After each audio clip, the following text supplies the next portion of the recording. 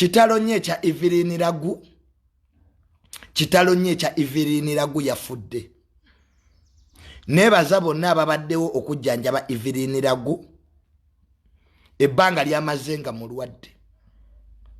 Evelyn Lagu yalina ku ssente. Yali mugagga Evelyn Lagu oyo gw'olaba. Naye ensi n'ekyuka. Evelyn Lagu bamusondedde busonde. Baba Evelyn Lagu yalina ku ssente. Actually abatakimanyi. Ne Evelyn Lagu lwe yalina ssente yali mwetowaze nnyo. Kyova olaba up to now Evelyn Lagu bwe yalwala abantu basigala bamusondera. So kitalo nnyo ekya Evelyn Lagu. Evelyn Lagu abadde mwetowaze nnyo.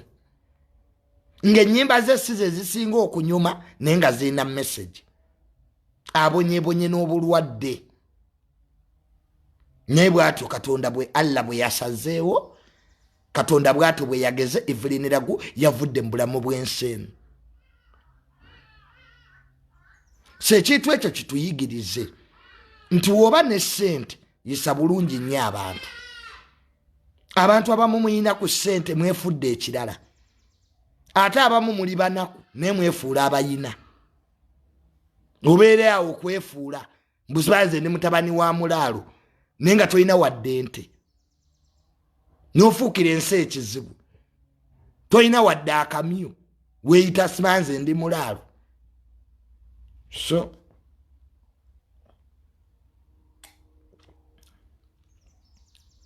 So n'olwekyo kitalo nnyo ekya Evelyn Lagu.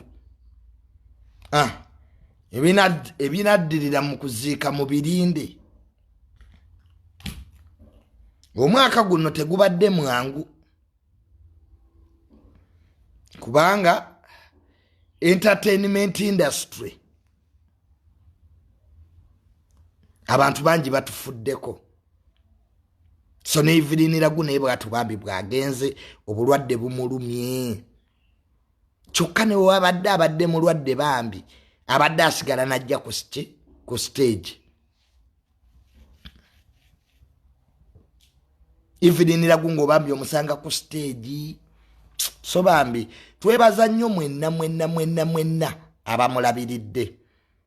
Abamubeereddewo Evelyn Lagu, abayimbi, abantu abali ebweru, mwebale nnyo kubeerawo ne Evelyn Lagu. So omwoyo gwe Mukama agummuze mirembe.